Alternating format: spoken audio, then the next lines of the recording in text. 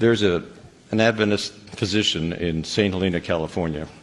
Her name is Dr. Arlene Taylor. If you want to write that name down in the back of your bulletin, take a look at her website.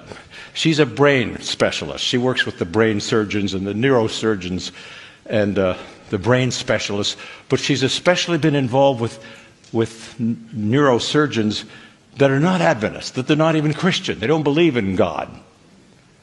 And they've discovered something very unique.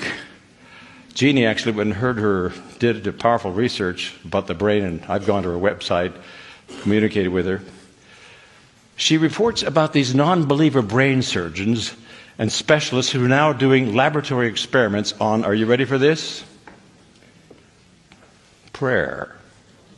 Now, I took chaplaincy at Loma Linda and so forth, and I know that the hospital doctors and surgeons are always happier when an imam or a bishop or a priest or a minister or a person will come in and have prayer with the patient before surgery.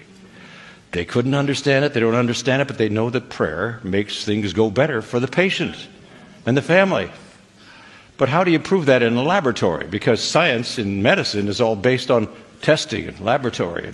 You know, you've got certain drugs, you take some of the real thing and the others are placebo, right? And then they decide which ones to put on the market. How do you test prayer in a laboratory?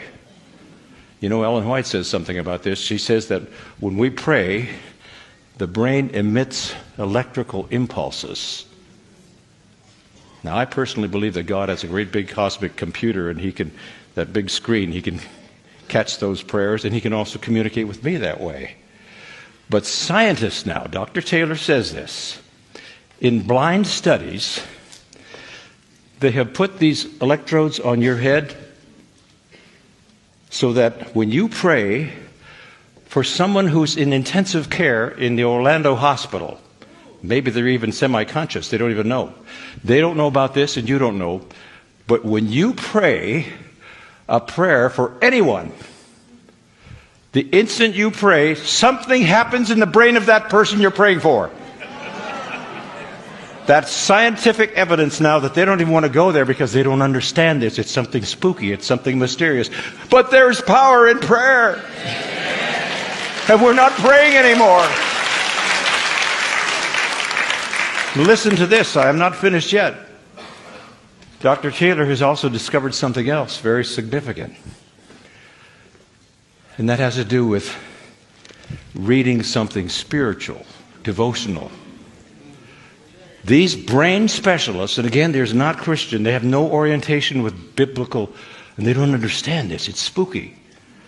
But they have discovered when a person reads something devotional for just 12 minutes every single day out loud. You're not ready for this.